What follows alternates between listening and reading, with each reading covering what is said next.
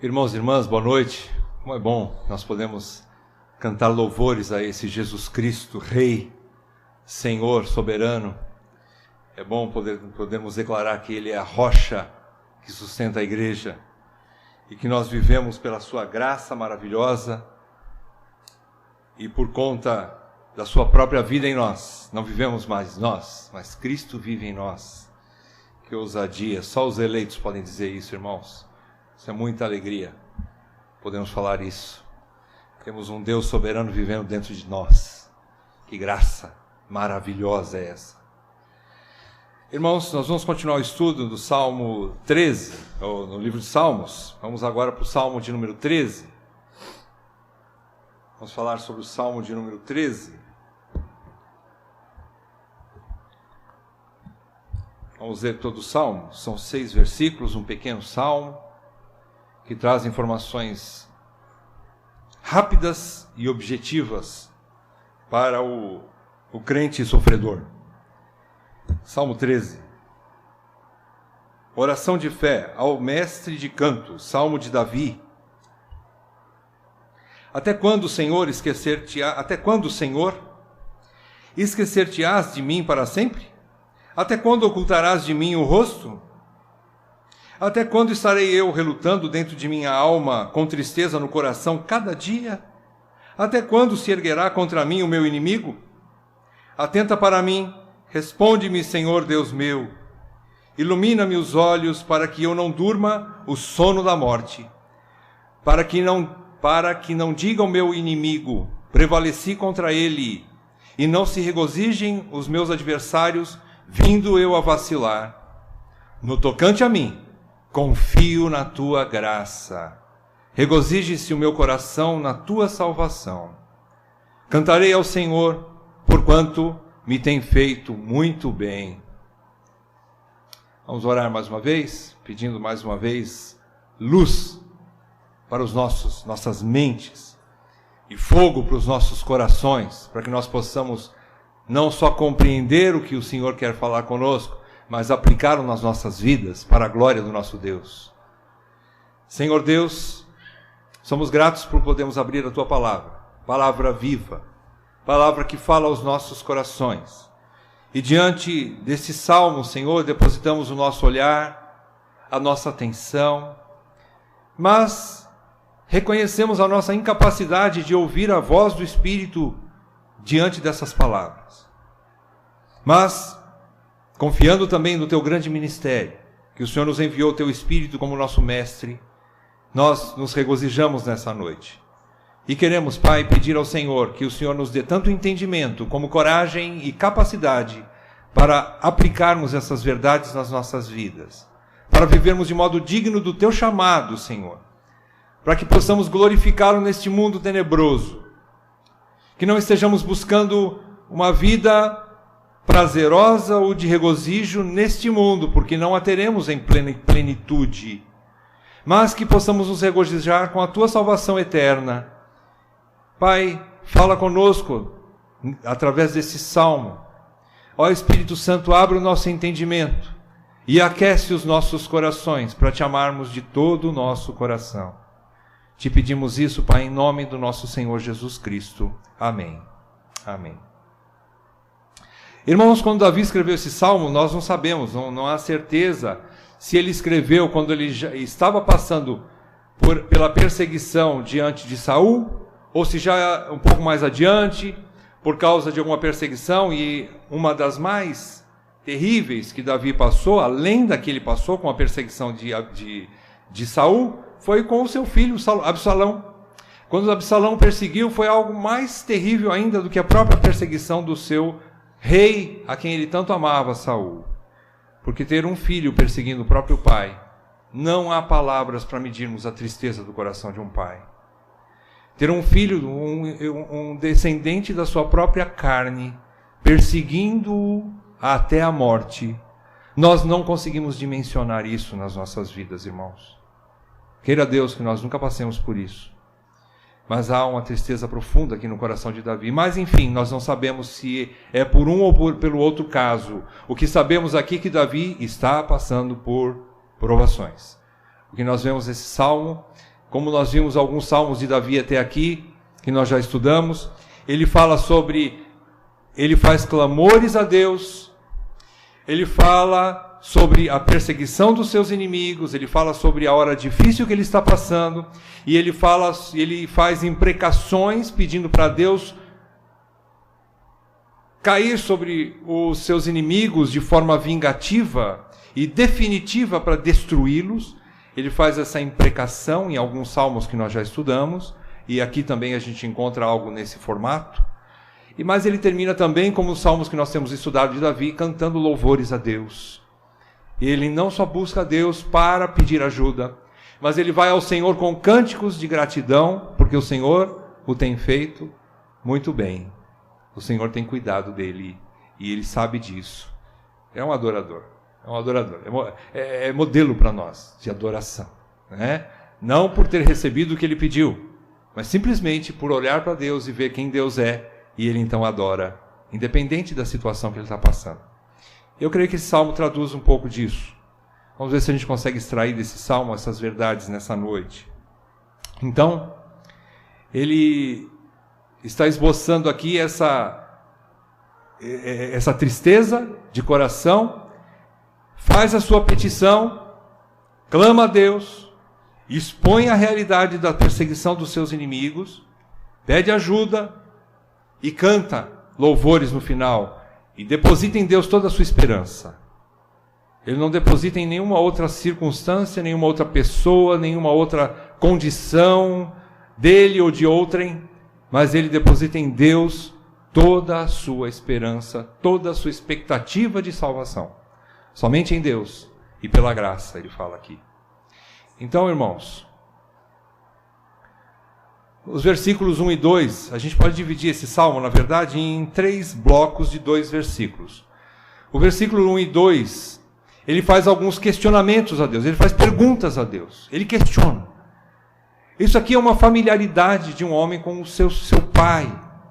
É como aquele que chega diante de um pai em quem ele confia, em quem ele se entregou de corpo e alma, e ele confia neste pai. Aqui, no Velho Testamento, nós não vemos muitas passagens, são poucas, quase raríssimas, onde os judeus demonstram que eles olham para Deus como pai. E no Velho Testamento, geralmente você vê os judeus olhando para Deus como Senhor. No Novo Testamento, sim, com a vinda do Filho, que nos fez filhos, já na realidade você já encontra então a situação dos crentes se dirigindo a Deus como Pai. Isso você não encontra muito no Velho Testamento. Mas aqui Davi conversa como se conversasse com seu pai. E ele então diz assim para Deus: até quando, Senhor? Primeira coisa, ele foi a Deus. Ele está reclamando, sim, mas ele está reclamando para Deus. Ele foi para Deus. Ele não está murmurando com o vizinho, ele não está falando com a esposa, ele não está falando com um amigo de confiança, a não ser para Deus. E ele chega em Deus e abre o seu coração. A gente poderia dizer assim, ele abriu a mala de ferramentas diante de Deus, né? Ele se despiu diante de Deus e falou assim: Senhor, eu quero questionar o Senhor. Eu quero ser honesto diante do Senhor. Eu não estou entendendo nada do que está acontecendo comigo, Senhor, eu sou teu servo. E olha o que está me acontecendo. Então ele diz assim, ele começa o salmo dizendo assim: até quando, Senhor, esquecer-te-ás de mim para sempre? Até quando ocultarás de mim o rosto? Primeira questão aqui, que Davi coloca diante de Deus. E ele começa perguntando: até quando, Senhor, o Senhor se esquecerá de mim e ocultarás de mim o rosto? A maior dificuldade de Davi, ele já começa falando dela, é experimentar na sua carne a ausência de Deus. Aqui ele questiona: Senhor, eu não estou percebendo o Senhor. Eu olho para lá, eu olho para cá, eu olho para cima, eu olho para baixo, não estou vendo o Senhor. Senhor, eu quero sentir o Senhor, não estou sentindo. Senhor, eu não percebo a tua presença, Senhor. Eu não estou percebendo, o Senhor está se ocultando de mim, Senhor. Até quando? Então ele questiona a Deus. O primeiro questionamento aqui. Davi expressa a sua angústia em sentir a ausência de Deus. Mas é interessante que se você pega o primeiro trecho do versículo 1, ele vai a Deus. Ele está falando com Deus, ele não está reclamando para outra pessoa, Deus se esqueceu de mim, viu, vizinho? Meu amigo, olha, eu criei num Deus e eu acho que eu fiz um mau negócio, porque ele não está respondendo as minhas orações. Porque eu estou passando uma hora tão difícil, e parece que ele está ausente. Não, ele não faz isso. Ele vai no próprio Deus e reclama.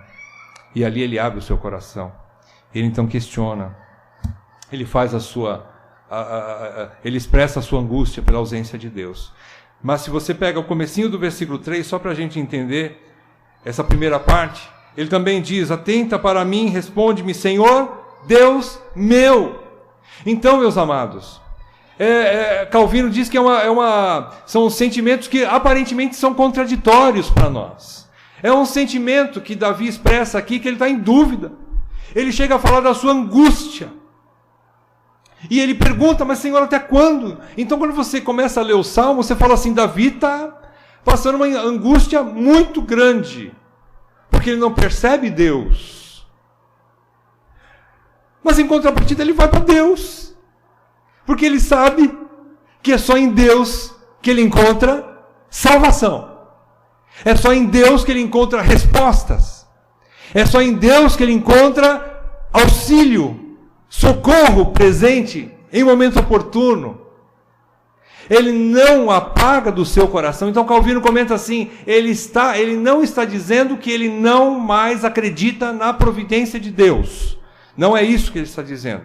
Mas ele tem a liberdade de um filho, de chegar para um pai e dizer assim: pai, está doendo. Pai, está difícil para mim. Socorre-me, Senhor. Socorre-me, papai. Ele tem essa liberdade. Então, Davi associa com muita beleza sentimentos que aparentemente são contraditórios. Angústia é muito diferente de esperança, mas ele expressa esperança no fim do Salmo, embora ele expresse angústia nesse momento, no início do Salmo. Então, aparentemente são contraditórios, mas o mesmo Deus, ele lança as duas situações. Senhor, me ajuda, Senhor, eu estou em angústia, mas eu espero em Ti. Eu confio em Ti. Isso nos ensina, irmãos, a depender de Deus e exclusivamente de Deus. E ele avança mais. Ele exclama 4 vezes nesses 2 versículos as palavras até quando? Vocês perceberam aí? São 4 vezes que ele diz: até quando, Senhor, esquecer-te-ás de mim? Até quando ocultarás de mim o rosto? Até quando estarei eu relutando com a minha alma? Até quando se erguerá contra mim o meu inimigo? 4 vezes Davi pergunta: até quando? O que isso quer dizer para nós? Quer dizer o seguinte: que ele teme ser esquecido para sempre. Ele está já sofrendo, e não há pouco tempo. Ele não está sofrendo. Esse sofrimento não começou ontem na vida dele, e hoje ele começa a clamar ao Senhor. Provavelmente, nós não temos aqui medida e nem historicamente nós não sabemos qual era a situação que Davi estava passando por causa desse salmo, e nem tampouco o tempo que durou, mas todos os comentaristas dizem que era um grande período de sofrimento. Não é uma coisa que começou hoje de manhã e hoje à noite ele já não aguenta mais. Não, mas ele já vem se estendendo há muito tempo. Ele quer dizer que o seu sofrimento prolongado o fez buscar forças no exercício da paciência. Olha essa frase de João Calvino, que coisa linda. Ele quer dizer, Davi quer dizer, que seu sofrimento prolongado o fez buscar forças no exercício da paciência, estendendo suas vistas para um horizonte longínquo, e, portanto, não se queixa de uma calamidade que durava apenas alguns dias, como os efeminados e covardes fazem e sucumbem ao primeiro assalto. Achei interessante essa frase do Calvino. Ele já, naquela época, já discernia a situação masculina. Nós não estamos aqui limitando a essas circunstâncias, porque esse salmo se aplica a todo crente, homem e mulher. Mas ele faz uma comparação, como é Davi que escreveu, e Davi está falando dele mesmo, como homem, como rei de Israel. E ele diz, Calvino comenta, que Davi não era um homem por qualquer coisinha, ele caía e ele esmorecia. Não. Davi era um homem de batalha, era um homem de guerra. Davi era um homem de resistência. Davi era um homem adestrado para lutas muito severas. Ele começou cedo com lutas. A vida de Davi, você conhece, ele lutou logo de jovem, talvez logo saindo pela adolescência, cuidando das ovelhas de seu pai. Diz a história que ele enfrentou um leão, enfrentou um urso e enfrentou um gigante. Então era um homem de guerra. Não era um homem que, por qualquer dorzinha de cabeça, já fica encostado. Aliás, eu não estou dizendo também que tem dores de cabeça que nos arrebatam da nossa saúde, né? Mas eu estou querendo dizer que existem situações que ele está comparando aqui. Calvino comenta que Davi era um homem sério, um homem forte e um homem resistente. Então, esse até quando que ele menciona aqui é porque já fazia tempo que ele estava sofrendo. Já fazia muito tempo que ele vinha sofrendo essa perseguição, essa angústia, essa situação, e ele então agora começa a aclamar o Senhor. E quando o comentário de Calvino aqui, ele diz assim, como os efeminados e covardes o fazem e sucumbem no primeiro assalto. É interessante que naquela época já tinha esse problema, né? É interessante que naquela época os efeminados já demonstravam algo feminino. Não que, olha irmãos, irmãs, entendam o que eu estou querendo dizer. A mulher cristã, eu creio, e a gente tem muito testemunho escrito, vivido, e que a gente conhece, e que a gente já leu a respeito, de mulheres fortes em Deus. Mulheres cristãs que suportaram coisas tremendas. Mas o que ele está querendo dizer aqui é que existe essa situação, ele comparando com o efeminado, que por qualquer coisinha, semelhante a uma mulher que não tem forças, o efeminado sucumbe. E o covarde também. Ele diz assim, Davi não era desses. Davi era forte. Então ele está querendo demonstrar aqui a grandeza do sofrimento que Davi estava passando. Ele está mostrando aqui as dimensões da dor de Davi. Embora em poucas palavras, esse salmo é muito curto e não traz detalhes, muitos detalhes, mas a gente percebe então que esse até quando ele está querendo dizer assim que já fazia muito tempo. E Davi não está falando assim, hoje chega, Senhor. Mas ele faz uma pergunta, até quando eu vou ter que suportar? Senhor, até quando eu vou ter que aguentar, Senhor? Porque está difícil. Me dá uma luz, Senhor. Obrigado, irmão. Então é isso que esse primeiro trecho nos ensina. A primeira dor de Davi é ver a ausência de Deus. Ele pergunta, até quando, Senhor, o Senhor vai esconder de mim o teu rosto? Até quando eu vou ficar sem perceber se o Senhor está do meu lado ou não, Senhor? É a primeira dor de Davi. Primeiro questionamento. A primeira queixa de Davi. Na sequência ele fala que ele está relutando dentro da minha alma. Ele fala no versículo 2, até quando estarei eu relutando dentro da minha alma, com tristeza no coração, cada dia? Irmãos, aqui, em outras palavras, esse até quando, relutando dentro de minha alma, a gente poderia traduzir da seguinte maneira, até quando consultarei minha alma? O que Davi está querendo dizer com isso aqui? Ele está querendo dizer que diante dos problemas complexos da vida, todos os homens se entregam ao descontentamento, irmãos. Todos os homens se sentem fragilizados. Não estou dizendo que ele entregou os pontos, mas ele questiona a sua própria alma. Ele começa a conversar com a sua alma. E nesse descontentamento, os homens então começam a procurar soluções de todos os lados. Eles consultam suas almas, tentam remédios alternativos, mudam seus propósitos com frequência quando não tem resultado. E por fim, só acumulam tristeza no coração cada dia. Davi está querendo dizer o seguinte aqui. Ele está querendo dizer o seguinte. Pela ausência do Senhor, eu entrei numa hora tão difícil e eu estou aqui consultando a minha alma. Eu estou procurando, conversando comigo mesmo, procurando caminhos alternativos, Senhor. E nisso, eu tento, vou atrás, não dá certo. Tento de outro jeito, não dá certo. Vou para outro caminho, não dá certo. E então ele diz, com tudo isso, eu só estou acumulando tristeza a cada dia no meu coração, Senhor. E ele então diz novamente, Senhor, o Senhor não está vendo isso? Até quando eu vou ter que fazer isso, Senhor? Porque eu, como homem, e todo homem faz isso, como qualquer homem normal, Davi fazia isso.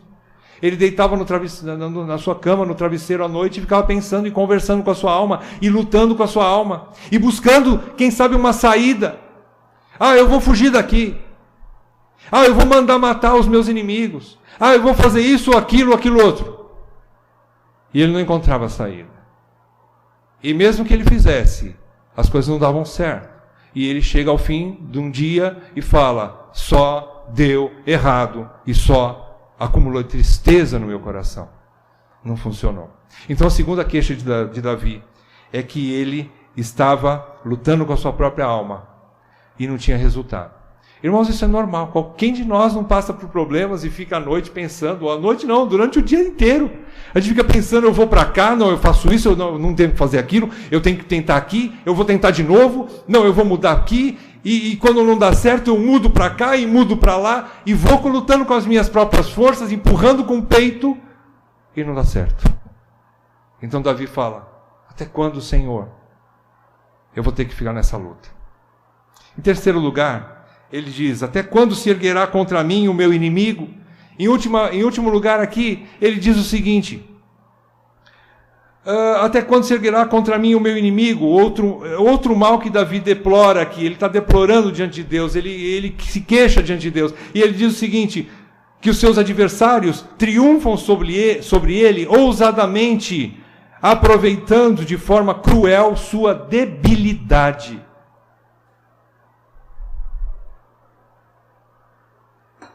Quando Davi fala a palavra que os seus inimigos se erguem contra ele, é como se ele estivesse por baixo, pisoteado pelas botas dos seus inimigos. E ele então fala, Senhor, essa luta não está de igual para igual, o Senhor não está vendo? Senhor, é na minha fraqueza que eles vêm todos contra mim de uma vez só. É como um exército que está lutando contra um cão morto. Senhor, isso é injusto, Senhor. Até quando isso vai permanecer? Ou prevalecer? Até quando eu vou ter que aguentar isso? Então ele se queixa agora dessa injustiça, dessa desproporcionalidade entre a força inimiga e a sua debilidade, e ainda assim ele olha, Senhor, o Senhor vai permitir isso, Senhor? Olha só, eu estou acabado, eu estou aqui, eu estou na lama, eu estou caído, e eles ainda vêm todos contra mim, Senhor. A desproporcionalidade é muito grande, e o Senhor está vendo isso, Senhor, até quando? Então, irmãos, essas são as 3 queixas de Davi neste salmo. Em primeiro lugar, Deus se esqueceu de mim e me ocultou o seu rosto. Em segundo lugar, Deus vê que estou lutando contra a minha alma e que eu não acho saída alguma. E em terceiro lugar, Deus vê o inimigo se levantando contra mim, apesar da minha fraqueza. E então ele questiona Deus. Até quando isso vai, Senhor? Até quando isso vai, Senhor? Mas, a partir do versículo 3, ele muda um pouco o foco. E ele passa do questionamento, ele passa para a oração. Ele faz um pedido, versículos 3 e 4. Davi, então, ele diz o seguinte para Deus: atenta para mim, responde-me, Senhor Deus meu, ilumina-me os olhos, para que eu não durma o sono da morte, para que não diga o meu inimigo, prevaleci contra ele, e não se regozijem os meus adversários, vindo eu a vacilar. Agora ele faz uma oração para Deus, ele faz uma petição. E ele faz quase que uma imprecação aqui, porque ele fala assim: os meus inimigos estão à porta, Senhor. Então me ajuda, Senhor. Não deixem que eles prevaleçam contra mim, Senhor. Eu preciso de Ti. Então, ao imaginar que Deus não olha para a sua situação e não oferece pronto socorro, Davi pede a Deus, em primeiro lugar, ele pede: atenta para mim, Senhor. Olha para mim, Senhor. Olha para a minha situação, Senhor. Olha. Primeiro pedido que Davi faz. E em segundo lugar, Davi pede: responde-me, Senhor. Socorre-me, Senhor. Vem a meu favor, Senhor. Duas coisas interessantes que essas palavras sugerem: que Davi trazia consigo a ideia de que Deus se moveria como um pai, sentindo compaixão ao, em primeiro lugar, esse pai atentar para a dor do seu filho, e em segundo lugar, responder, ou que esse pai se moveria para lhe prestar socorro. Coisa semelhante você encontra nos evangelhos, quando Jesus esteve diante das multidões, e ele olhava, você vê, por exemplo, na situação da multiplicação dos pães, você vê isso no início da multiplicação dos pães, você vê quando Jesus também conversa com os seus discípulos e vê aquela multidão precisando de ajuda, ele olha para a multidão e nessas duas situações, pelo menos nos evangelhos, nós encontramos coisa semelhante. Jesus olha para a multidão, a Bíblia diz que Jesus viu a grande multidão que estava ali, compadeceu-se dela, sentiu no seu coração compaixão e a curou.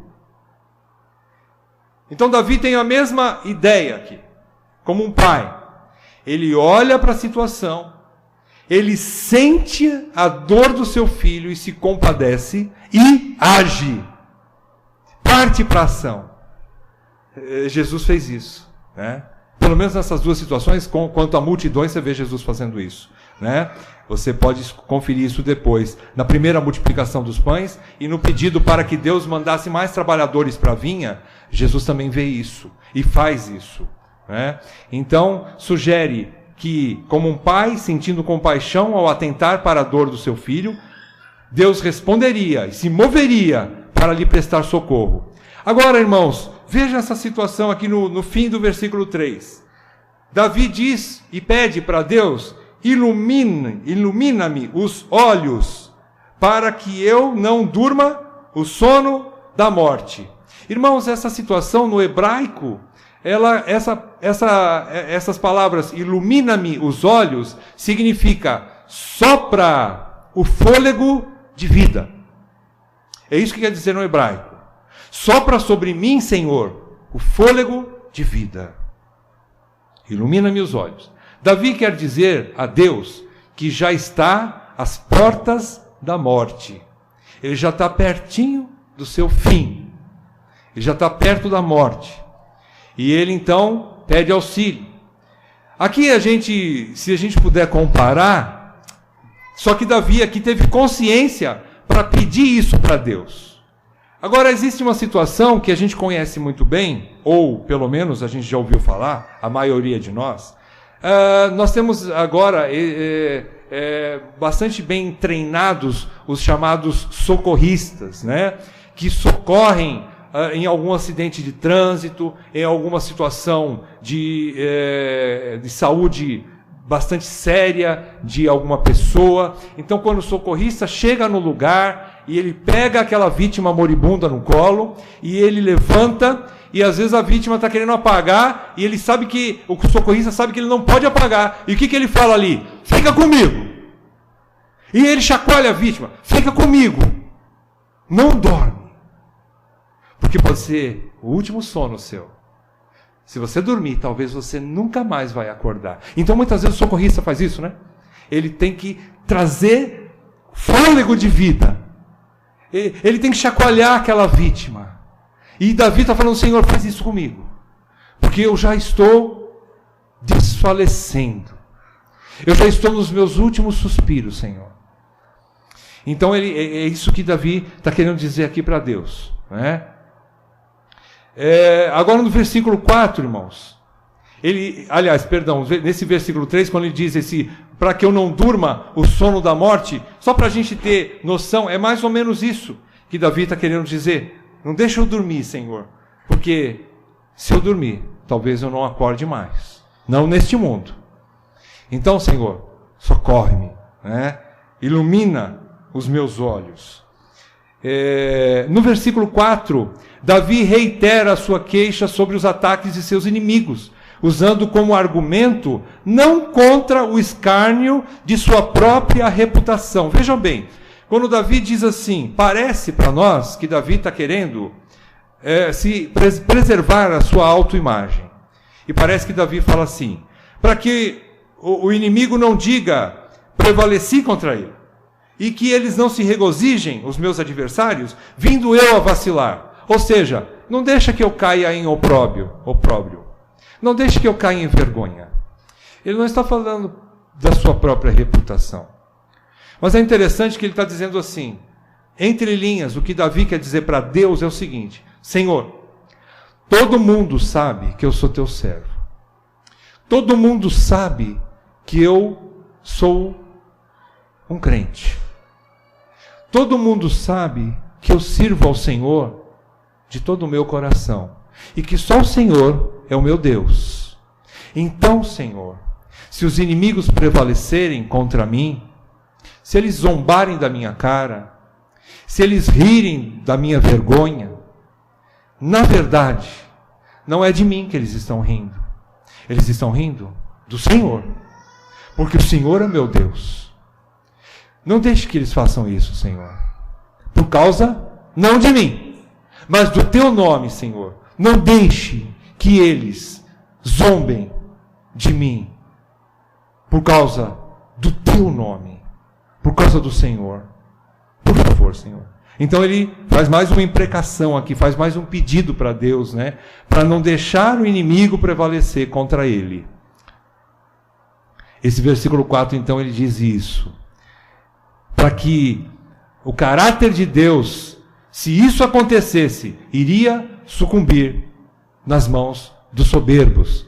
O caráter de Deus, melhor, ficaria manchado diante das pessoas. Que testemunho haveria diante das pessoas se Davi, como um servo fiel a Deus, sucumbisse de uma forma vergonhosa como aquela? Ele ia ser envergonhado, mas Deus muito mais, não é? Então ele quer dizer assim, Senhor, agora nós vamos entender no final. Ele não diz então assim, Senhor, me dá vitória. Ele diz assim, Senhor, me dá graça. Ele não diz assim, Senhor, ele pede para o Senhor livrar daquele momento, é verdade. Mas acima de tudo, ele fala assim, me dá forças para eu suportar esta provação. E nesses dois últimos versículos a gente vê isso. Davi fecha o salmo expressando o triunfo de sua fé no seu Deus, que lhe induz ao louvor e lhe anima a alma abatida. Quando Davi diz no versículo 5, no tocante a mim, agora ele muda o foco, agora ele não está mais falando para Deus. Agora ele está dando um testemunho, ele está falando assim, eu tomei a seguinte posição. Eu me posicionei da seguinte forma, no tocante a mim. Ele diz o seguinte, confio na tua graça e regozijo-me na tua salvação. Ele se posiciona, Davi se posiciona. Então, ele fecha o salmo agora, expressando o triunfo da sua fé. Quando ele diz, confio na tua graça e regozijo-me na tua salvação, ele tem plena convicção da eficácia de suas orações e crê piamente que Deus já estava perto para socorrê-lo. De certa forma, ele está querendo dizer assim, apesar de que eu disse no início, até quando o Senhor se ocultaria de mim? Agora eu vejo que o Senhor está chegando. Ele não consegue ver ou determinar no seu tempo quando que Deus ia chegar num socorro efetivo para ele, ou por ele. Mas ele já sabe, o Senhor está vindo. O Senhor está vindo.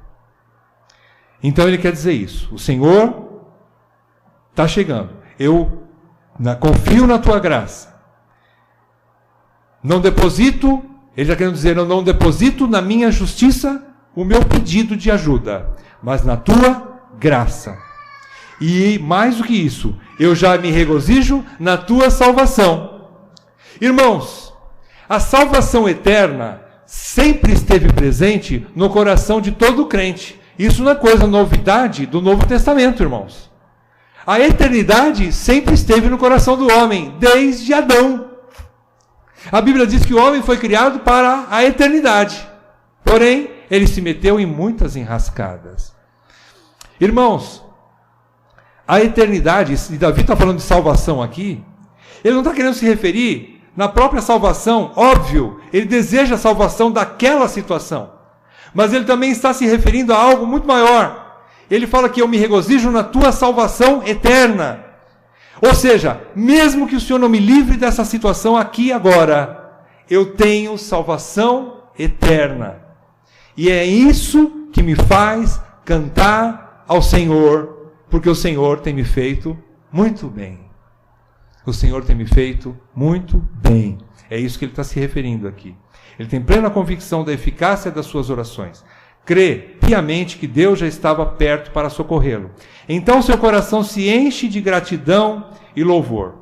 Nesses 2 versículos finais, Davi canta louvores ao Senhor pelo bem que ele tem lhe feito, baseado na graça ou na bondade e amor imerecidos de Deus, ainda que não estivesse desfrutando deste bem naquele momento. Então ele não está desfrutando ainda desse livramento, mas ele está desfrutando da graça. A graça o faz olhar para cima e cantar louvores, mesmo em meio a um livramento que ainda não chegou. Ele olha para o horizonte, ainda não vê, mas o seu coração já vê, pela fé, que Deus está perto. Quando ele canta louvores, Calvino diz que nesse cântico é como se Davi estivesse trazendo a presença de Deus que ele não estava sentindo para perto dele. Então ele canta. A sua fé traz a percepção do invisível. E ele então abre e canta louvores a Deus. Ele abre os seus lábios e canta louvores a Deus, porque o Senhor tem feito muito bem a ele. É isso que ele quer dizer aqui. Quando Davi canta, ele aproxima o que parecia tão distante, que é a salvação de Deus. Ele então canta louvores. E assim ele fecha o salmo, né? Cantarei ao Senhor, porquanto me tem feito muito bem.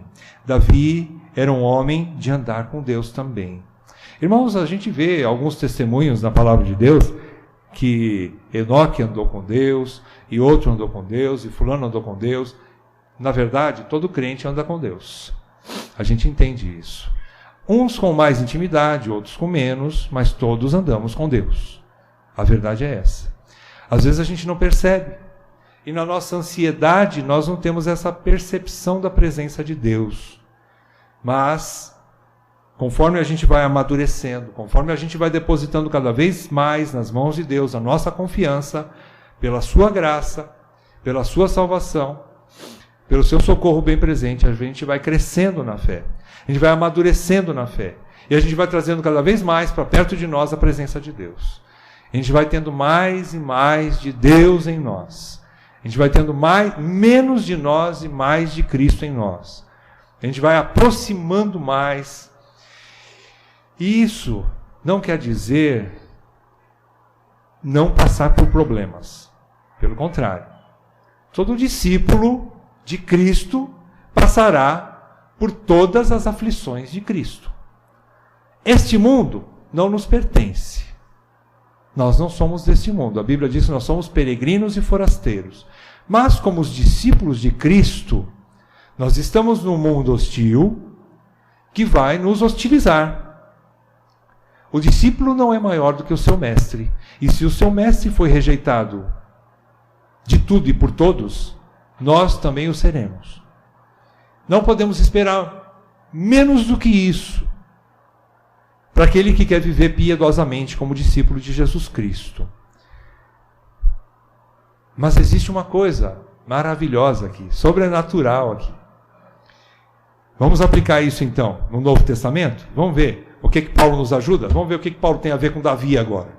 Capítulo 12 de 2 Coríntios. 2 Coríntios, capítulo 12, de 7 a 10, Paulo diz assim: E para que não me ensoberbecesse com a grandeza das revelações, foi-me posto um espinho na carne, mensageiro de Satanás para me esbofetear, a fim de que não me exalte.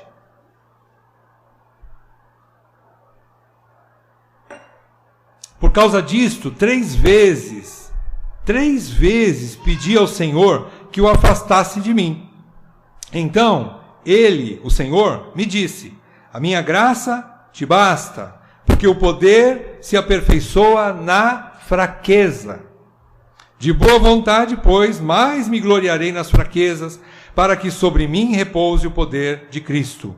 Pelo que sinto prazer nas fraquezas, nas injúrias, nas necessidades, nas perseguições, nas angústias, por amor de Cristo. Porque quando sou fraco, então é que sou forte. O que é que tem a ver essa passagem com a passagem de Davi? Tem a ver que a mesma graça que assistiu Davi para que ele suportasse aquela tribulação é a graça que suportou Paulo para que ele suportasse, que fortaleceu Paulo, para que Paulo suportasse as aflições que vieram sobre ele.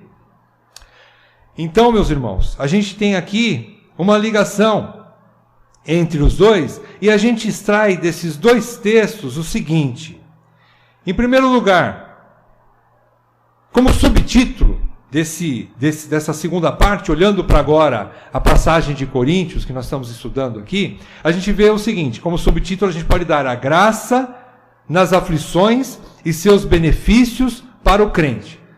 A graça nas aflições e os seus benefícios para o crente. Em primeiro lugar, qual o benefício que a gente encontra tanto na vida de Davi como na vida de Paulo, passando por provações?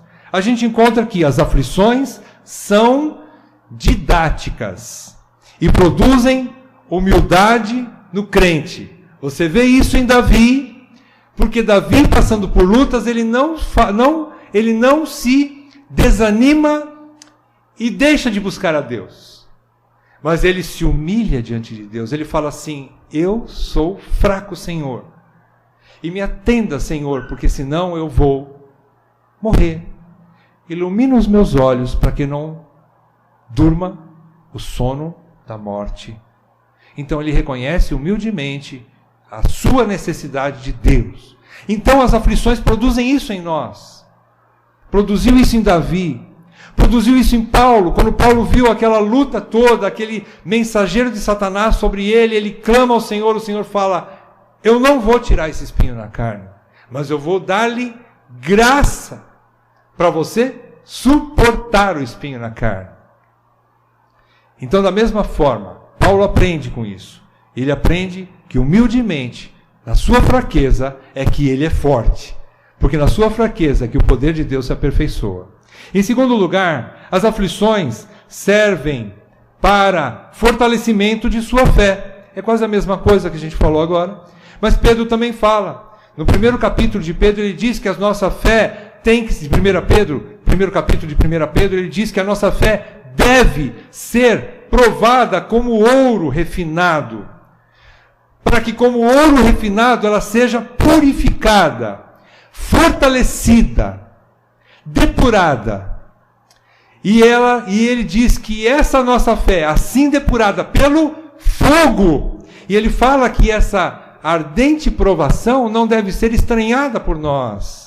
Pedro disse que nós não devemos estranhar a ardente prova que vem sobre você, sobre mim, sobre nós. Mas que isso vem para provar a nossa fé. Para que nós sejamos fortes. Para que a nossa fé, ou melhor, seja forte em Deus. Em terceiro lugar, as provações ou as aflições servem para desapego do mundo e maior apego a Deus. Recentemente nós tivemos um testemunho, uma gravação maravilhosa, acho que foi a última, do Dr. Russell Shedd. Quem teve a oportunidade de ouvir, eu fiquei muito impressionado com aquilo. Poucas palavras que transmitiram uma vida de compromisso com Deus. Pouquíssimas palavras do Dr. Russell Shedd. Acho que a gravação não tem nem 4 minutos, se eu não me engano. E ele diz o seguinte, que as dores que ele estava passando por causa daquele câncer em fase terminal, estava levando a ele a ele desmamar desse mundo. Ele estava desmamando desse mundo e indo para casa. Ele estava desmamando do mundo e indo para casa. Então, irmãos, o sofrimento, ele nos desmama do mundo. Ele nos desapega do mundo. O crente está aqui, vivendo do mundo, mas como se não estivesse apegado ao mundo. Nós temos coisas, mas é como se nós não tivéssemos. Nós nos desapegamos. E as aflições servem para isso. Não tem outro jeito. Não tem outra alternativa. Se tivesse, Deus poderia aplicá-lo. Não tem. É só o sofrimento que nos leva a nos desapegarmos desse mundo e nos apegarmos mais a Deus. Em quarto lugar, as aflições servem para amadurecimento do crente, a fim de que ele diminua e Cristo cresça nele. Eu e você precisamos do fogo de Deus na nossa vida, porque a nossa vida carnal precisa ser destruída.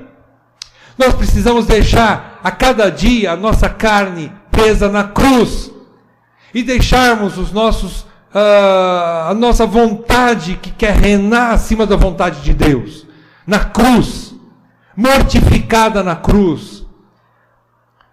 Nós precisamos deixar ali aquela questão de querer mostrar para os outros alguma coisa a nosso favor, querer demonstrar alguma coisa que possa fazer com que as pessoas se movam na nossa direção. Irmãos, nós precisamos morrer para tudo isso. Nós precisamos morrer para isso, para que Cristo cresça em nós. E como Cristo agiu nos seus últimos dias? Sim, como homem, ele clamou ao Pai 3 vezes, a exemplo de Paulo, né? Paulo seguiu o exemplo do seu mestre. O Senhor fez isso. 3 vezes ele orou no Getsemane e pediu: Pai, se for possível, passe de mim esse cálice. Contudo, que não seja feita a minha vontade, mas sim a tua vontade. Então nós precisamos aprender a diminuir e seguir os passos de Jesus e falar assim: Senhor, eu quero na minha vida a tua vontade. A gente gosta de cantar muito, né? E falar assim: eu quero estar no centro da tua vontade. Parecem palavras bonitas, e são. O problema é que a gente canta, mas não aplica na nossa vida.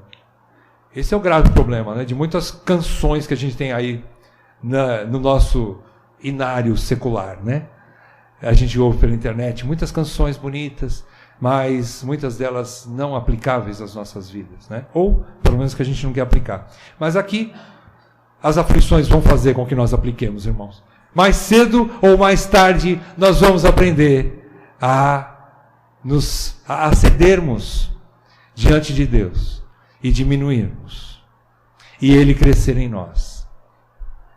E aí sim, vamos experimentar a verdadeira maturidade cristã. Nós não fomos chamados para ser criança o tempo todo, irmãos. Irmãos, eu não consigo cantar também: Senhor, eu quero ser criança diante de Ti o tempo todo, como criança, Senhor.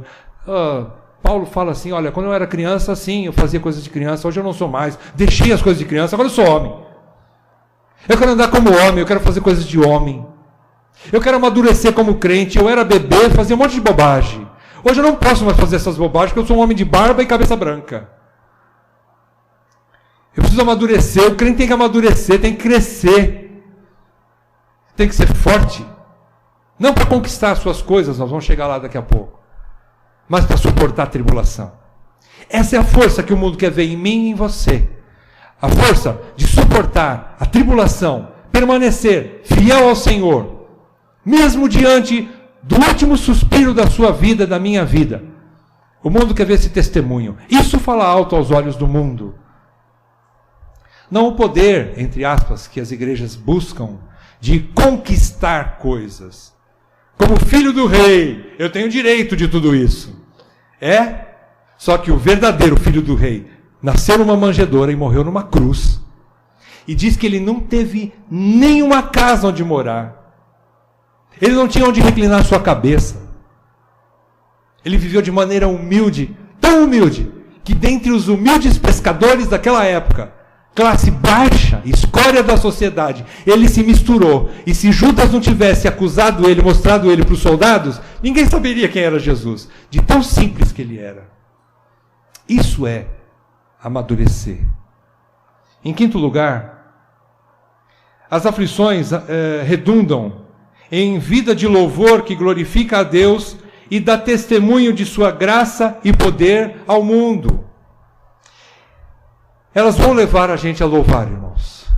Um dia, eu creio que nós vamos aprender, como nós vimos esse exemplo que eu acabei de falar do Dr. Russell Shedd. Um dia, irmãos, eu tenho essa esperança no meu coração, de que Cristo cresça a tal ponto na minha vida e eu diminua tanto, que um dia eu possa dizer isso. Eu não vejo a hora de ir. Eu louvo a Deus porque Ele me tem feito muito bem. Mesmo que eu não tenha nada neste mundo. A minha herança não é material, ela é espiritual. Ela não está aqui, ela está numa cidade chamada Nova Jerusalém. Tudo isso, irmão, se cumpriu cabalmente naquele que foi humilhado, maltratado, crucificado, morto e exaltado, cujo nome está acima de todo nome, Jesus Cristo. Portanto, olhemos firmemente para Ele, o autor e consumador da nossa fé. Vamos olhar firmemente para Jesus. Meus amados, nós somos seus discípulos e nós temos que aprender o caminho do sofrimento. Ninguém está saindo aqui agora buscando o sofrimento por si próprio, mas eles virão. O sofrimento virá sobre aquele que vive piedosamente. Vamos saber lidar com isso, irmãos. Como crentes maduros, vamos aprender com Paulo, com Davi, tudo isso. E aplicando por último agora, irmãos, eu quero dizer para os irmãos o seguinte, fazendo conclusões finais, uma coisa importante no coração de Paulo e no coração de Davi é o seguinte, eles tinham isso com tremenda convicção, que o Deus triuno nunca, jamais perdeu o controle do universo, e nem da vida de cada ser vivente, nem da época de Davi, e nem na época de Paulo, e nem na nossa época. E jamais perderá o controle. A soberania de Deus nos move, irmãos. A soberania de Deus nos dá descanso. A soberania de Deus nos faz descansar nele. O entendimento da soberania de Deus nos faz descansar nele. Deus é soberano. É isso que move o coração do verdadeiro crente. Deus está no controle. Eu não. Os governantes não. Mas Deus está. Plenamente, eternamente, no controle de todas as coisas. Em segundo lugar, eu gostaria de falar para os irmãos, porque quando se fala de aconselhamento pastoral, às vezes a gente não entende direito o que isso significa. E a exemplo de tudo isso que nós ouvimos nesse salmo, podendo aplicar um pouquinho no aconselhamento pastoral. Quando se fala de aconselhamento pastoral, em primeiro lugar, a gente precisa entender que nós, como subpastores do pastor supremo, nós temos que aprender a levar as ovelhas para o supremo pastor. Nós não temos que inculcar na mente das pessoas aquilo que eu acho e que eu penso. Mas eu tenho que mostrar o caminho. Qual é o caminho? O caminho bíblico. Para cada solução de cada problema. Então, no aconselhamento pastoral, nem sempre conseguimos ajudar as pessoas a resolverem seus problemas. Mas apontamos o caminho da graça, olhando para Deus, que auxiliará essas pessoas a passarem pelos seus problemas. Irmãos, aconselhamento pastoral não resolve o problema de imediato, às vezes. Às vezes sim, dependendo das circunstâncias. Mas na grande maioria das vezes não é esse o propósito do aconselhamento pastoral. Não é resolver o meu problema, o teu problema. Mas é apontar o caminho da graça em Cristo Jesus. É de fazer o irmão, a irmã que está passando por uma hora difícil, ir para Deus, se apoiar em Deus e buscar em Deus o seu sustento, a sua direção, o seu caminho. e fazer com que o Supremo Pastor seja pastor na vida dela também.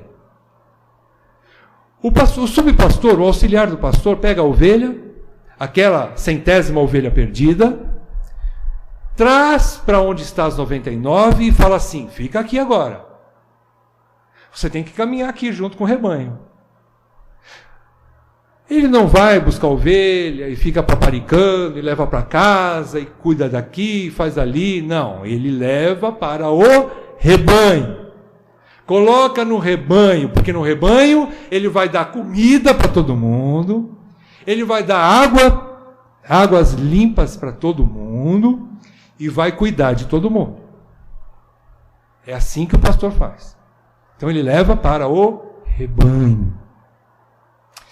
Isso que a gente tem que entender sobre aconselhamento pastoral. Temos que aprender a levar as pessoas para Deus.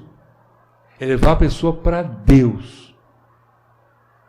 Não é dizer o que é que precisa fazer, o que é que não precisa fazer. É dizer: ore ao Senhor, busque de Deus a solução e a resposta para essa questão. Vamos juntos? Eu vou orar com você. Você quer a minha ajuda? Estou do teu lado. Conte comigo. Para que a gente vá a Deus. Deus tem a tua resposta, o homem não.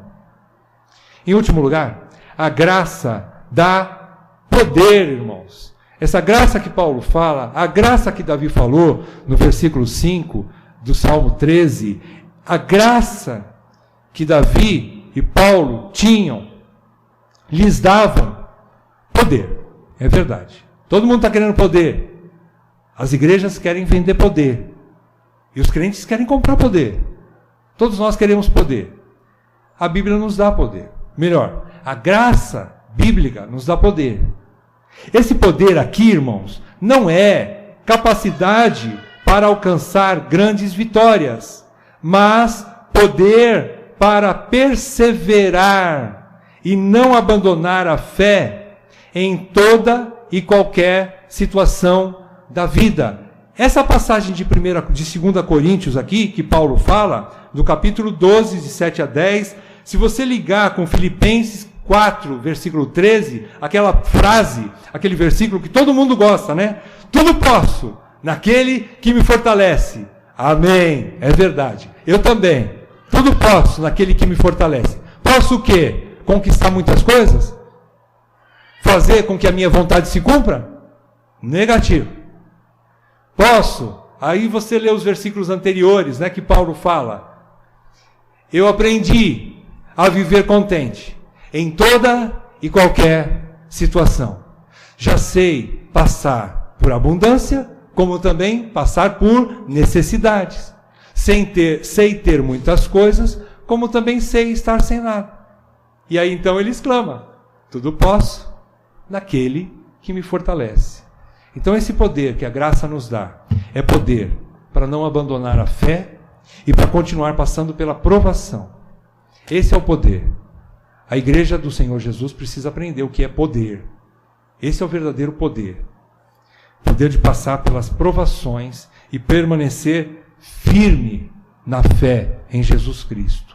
Esse é o poder que o Senhor está nos dando. Pela sua graça. É pela graça. Amém, irmãos? Vamos fazer uma oração?